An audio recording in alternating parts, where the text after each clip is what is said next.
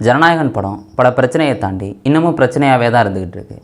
என்னடா இன்னமும் பிரச்சனையாக இருக்கான்னு கேட்டிங்கன்னா, இப்போ வந்து அந்த கேஸை வாபஸ் வாங்கிட்டாங்க. இன்னமும் வந்து அந்த குழு படத்தை பார்த்துட்டு எப்பா இதில் இது பிரச்சனையாக இருக்குது, அதில் அது பிரச்சனையாக இருக்குதுன்னு சொல்லலாம். அந்த சீனை ரிமூவ் பண்ணால் தான் இந்த சர்டிஃபிகேட்டை கொடுப்போம் அப்படின்னு சொல்லலாம். இன்னமும் சில சிக்கல்கள் இருக்குது. அதையெல்லாம் தாண்டி கடைசியாக எப்போ படம் ரிலீஸ் ஆகும் அப்படிங்கிறதெல்லாம் நம்ம பொறுத்திருந்து தான் பார்க்கணும். இப்போ ப்ரொடியூசர் என்ன பண்ணாங்க, என்ன நடந்துக்கிட்டு இருக்குது, அதை தான் உங்கள்கிட்ட சொல்ல போகிறேன். எல்லாருக்கும் வணக்கம், நான் தான் பாலாஜி பேசுகிறேன். இதை தெரிஞ்சுக்கிறேன்னா, இந்த படம் எப்போங்க ரிலீஸ் ஆகிறதா இருந்தது? ஜனவரி 9ஆம் தேதி. பொங்கல் லீவு மிகப்பெரிய லீவாக இருந்துச்சு. இதில் ரிலீஸ் பண்ணோன்னா ஒரு மிகப்பெரிய திருவிழாவாக இருக்கும்ப்பா, ஏன்னா தளபதியோட லாஸ்ட்டு படம் அப்படின்னு ஒரு மிகப்பெரிய முடிவுக்கு வந்திருந்தாங்க. ஆனால் அங்கே தான் ஆப்பு வைக்கிற மாதிரி ஒரு சம்பவம் நடந்துச்சு. இந்தியாவில் ஒரு படம் ரிலீஸ் ஆகணும்னா அது சிபிஎஃப்சி வந்து சர்டிஃபிகேட் கொடுக்கணும், central board of film certification. இவங்க வந்து டிசம்பர் 19ஆம் தேதி இந்த படத்தை பார்க்குறாங்க. அப்படி பார்க்குறவங்க ஏப்பா படத்துல எல்லாம் அந்த பிரச்சனையும் கிடையாது, நல்லா தான் இருக்குது, ரிலீஸ் பண்ணலாம். ஆனால் என்ன, ஒரு சில சீனை நீங்கள் ரிமூவ் பண்ணி ஆகணும். அப்படி ரிமூவ் பண்ணிங்க அப்படின்னா உங்களுக்கு யூஎஸ் சர்டிஃபிகேட் தரோம் அப்படின்னு சொல்கிறாங்க. டிசம்பர் 19ஆம் தேதி படத்தை பார்த்துட்டு 23ஆம் தேதி இந்த தகவலை ப்ரொடியூசருக்கு சொல்கிறாங்க. 23ஆம் தேதி இருக்கா, அடுத்த 2 நாள் வந்து படத்தை வந்து அந்த எடிட் எல்லாம் என்னென்ன தூக்க சொன்னாங்களோ அதையெல்லாம் தூக்கிட்டு 25ஆம் தேதி மறுபடியும் அந்த குழுவுக்கு படத்தை கொடுக்குறாங்க. பட் இங்கே தான் மிகப்பெரிய சிக்கல் ஆரம்பிக்குது. அந்த படத்தை பார்த்த ஒரு ஆள், அந்த படத்தை பார்த்தவர் யார், அந்த சர்டிஃபிகேட் கொடுக்குறதுக்காக பார்த்தார்ல, அதில் ஒரு ஆள், அவர் என்ன பண்ணுறாருனா இது மாதிரி மெயில் மூலம் ஹெட்டுக்கு வந்து தகவல் அனுப்பிடுறாங்க இந்த படத்தில் சிக்கல் இருக்குன்னு. அது ஹெட்டுன்னா எப்போன்னு கேட்டிங்கன்னா, இந்தியா ஃபுல்லாக வந்து சிபிஎஃப்சி தான் படங்களை வந்து கண்ட்ரோல் பண்ணுறாங்க. கிட்டத்தட்ட 9 ஆஃபீஸ் இருக்குது, 9 ஹெட் இருக்குது. சென்னையிலேயும் ஒரு ஹெட் இருப்பாங்க, இப்படி மும்பையில் ஒரு ஹெட்டு அப்படின்னு முக்கியமான நகரங்களில் அந்த ஹெட்டு வந்து இருப்பாங்க. இந்த 9 ஹெட்டுக்கும் ஒரு மெயின் ஹெட் இருப்பாப்பில். அந்த ஹெட்டுக்கு மெயில் அனுப்பிவிட்டுறாங்க. ஏங்க இதில் படம் சிக்கலில் இருக்குது, ஏன்னா வெளிநாட்டிலேருந்து வந்த ஒரு ஆள் இங்கே வந்து மத கலவரத்தை தூண்டுற மாதிரி இருக்குது. இப்படிப்பட்ட ஒரு சீன் வச்சா அது இங்கே வந்து சிக்கல் வந்து ஏற்படலாம். அதனால் இந்த சீனெலாம் ரிமூவ் பண்ணி ஆகணும். அதையும் தாண்டி இராணுவ வீரர்கள் இது மாதிரி பல வாகனங்கள் பல விஷயங்கள் வந்து இதில் இருக்குது. அதையும் வந்து இராணுவ வீரர்கள் தலைமையில் இராணுவ வீரர்கள் எங்கள் பக்கத்தில் வச்சு இதெல்லாம் வைக்கலாமா அப்படின்னு பார்த்ததுக்கப்புறம் தானே இதெல்லாம் கொடுக்க முடியும் அப்படின்னு ஒரு மெயிலை போட்டு விட்டார், புகார் வந்து கொடுக்குறாரு. இப்படி கொடுத்தோன்னா அந்த தலைவர் என்ன சொல்கிறாருன்னா, இது மாதிரி சென்னைக்கு சொல்கிறாங்க படத்தை ரிலீஸ் பண்ண விடாதீங்க, சர்டிஃபிகேட் இப்போ கொடுக்காதீங்கன்னு.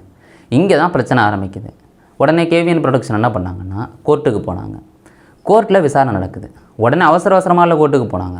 ஏன்னா ஜனவரி 9ஆம் தேதி ரிலீஸ்னு சொல்லிட்டாங்க. அப்புறம் உடனே தானே கோர்ட்டுக்கு போயாகணும். அப்புறம் கோர்ட்டுக்கு போனால் தனி நீதிபதி தலைமையில் அங்கே விசாரணை நடக்குது.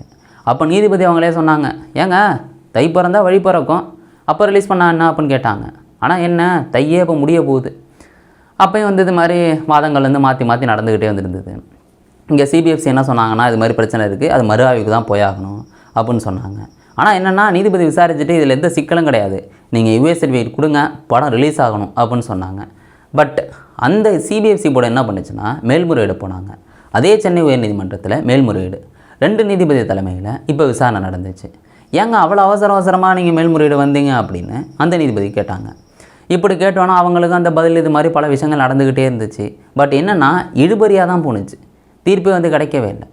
உடனே உச்சநீதிமன்றம்லாம் போனாலும் அங்கேயும் சொல்லிடுறாங்க, ஏங்க உயர்நீதிமன்றத்தில் நாங்கள் ஏங்க தலையிடணும், இப்போ இதில் ஒன்றும் தலையிடுறதுக்கெல்லாம் எதுவும் பெருசாலாம் கிடையாது, அது அங்கேயே விசாரிச்சுங்க அப்படின்னு சொல்லிடுறாங்க. இப்படி சொன்னோன்னே இங்கே 2 நீதிபதி தலைமையில் விசாரித்தாங்கள்ல, இப்போ இவங்க என்ன சொல்லிடுறாங்கன்னா, இது மாதிரி 2 நீதிபதியெல்லாம் அதுக்கு தேவை கிடையாது, ஒரு தனி நீதிபதியை வந்து விசாரித்து 2 தரப்பையும் பயங்கரமாக விசாரிச்சுட்டு கடைசியாக ஒரு தீர்ப்பு கொடுக்கட்டும் அப்படின்னு சொல்கிறாங்க. இப்படி சொன்னோன்னே மறுபடியும் ஆரம்ப புள்ளிக்கு வந்துடுதா, இப்போ எல்லாம் விசாரிச்சுட்டு சொல்லணும். இப்படி போகும்போது தான் ப்ரொடியூசர் பார்க்குறாங்க, கேவிஎன் ப்ரொடக்ஷன் என்னடா அது இப்படி மாற்றி வந்துக்கிட்டே இருக்குது, இங்கே போனால் அங்கே பண்ணுறாங்க. தனி நீதிபதி முதல்ல விசாரித்தா இல்லை அது பத்தாது அப்படின்னு 2 நீதிபதி வச்சாங்க. உச்சநீதிமன்றம் போனாலும் ஒன்றும் ஆகலை, மறுபடியும் தனி நீதிபதி கொண்டு வந்திருக்காங்க. இன்னமும் எவ்வளோ நாள் இழுத்தடிச்சு இந்த படத்தை எப்போ ரிலீஸ் பண்ணுறது? ஏன்னா படம் வந்து மிகப்பெரிய பட்ஜெட்டு, தளபதி அவங்களோட கடைசி படம், எப்போ ரிலீஸ் ஆனாலும் படம் நல்ல வசூல் அடிக்கும். பட் இருந்தாலும் லீவு நாள் தானே கரெக்டாக வந்திருக்கும். அதனால் ப்ரொடியூசர் வந்து பார்க்குறாரு, ஓகே நம்ம அதை வாபஸ் வாங்குறது தான் சரியாக இருக்கும் அப்படின்னு நாங்கள் கேஸை வாபஸ் வாங்கிக்கிறோம் அப்படின்னு சொல்கிறாங்க. இப்படி சொன்னோன்னு வந்து பார்த்துட்டிங்கன்னா இப்போ அந்த படம் மறு ஆய்வுக்கு போகும். அதாவது மறுபடியும் குழு வந்து உட்காந்து அந்த படத்தை பார்ப்பாங்க, இதில் என்ன பிரச்சனை இருக்குது அப்படின்னு. அப்படி வந்து பார்த்துட்டிங்கன்னா உடனேவும் பார்க்க மாட்டாங்க. ஒரு 20 நாளில் அந்த குழுவை அமைச்சு அதுக்கப்புறம் தான் அந்த படத்தை பார்ப்பாங்க. அப்படி அந்த படத்தை பார்க்கும்போது இதே மாதிரி அந்த ஒரு புகார் கொடுத்தாரில்ல, இது மாதிரி மத கலவரத்தை தூண்டுற மாதிரி இருக்குன்னு, அந்த சீனெல்லாம் ரிமூவ் பண்ணணுமா அப்படின்னு பார்ப்பாங்க. ஒருவேளை அதான் மெயின் சீன் அப்படின்னா அதெல்லாம் என்ன பண்ணுவாங்க அப்படிங்கிறது தெரியாது. அப்புறம் இராணுவ சம்மந்தமானது இருக்குது அப்படின்னா அதெல்லாம் என்ன பண்ணுவாங்க, இதெல்லாம் வைக்கலாமா இல்லாட்டி இதை மறைக்கலாமா அப்படின்னு அதை அந்த போர்டில் உள்ளவங்க சொல்லுவாங்க. இப்படி சொன்னதுக்கப்புறம் இதை எல்லாத்தையும் இந்த கேவிஎன் ப்ரொடக்ஷன் ஒத்துக்கிட்டாங்க அப்படின்னா அந்த படம் வந்து கூடிய சீக்கிரத்தில் ரிலீஸ் ஆகும்.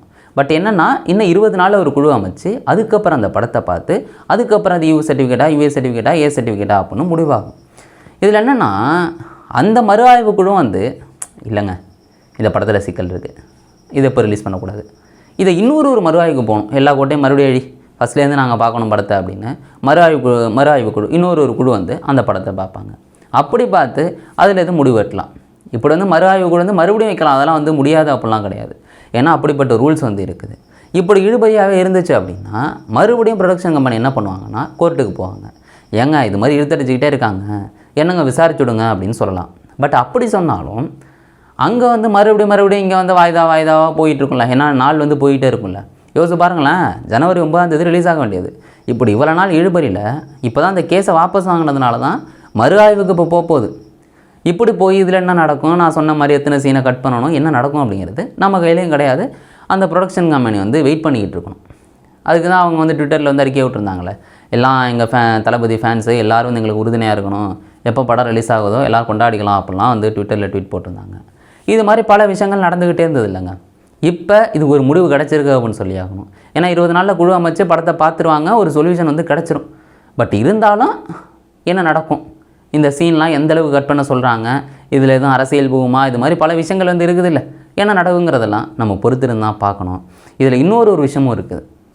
அது என்னென்னா இப்போ மறு ஆய்வுக்கு இந்த படம் போகுது இல்லை, இது எப்படி டிலே பண்ணுவாங்க அப்படின்னா இன்னொரு படம் மறு ஆய்வுக்காக ரொம்ப நாள் வெயிட் பண்ணிக்கிட்டு இருக்குன்னு வைங்களேன், நாங்கள் அந்த படத்தை பார்த்துட்டு தான் இதை பார்ப்போம், கொஞ்ச நாள் வெயிட் பண்ணிடுங்க அப்படின்னு சொல்லிவிட்டு அப்படியும் வந்து டிலே பண்ணலாம்.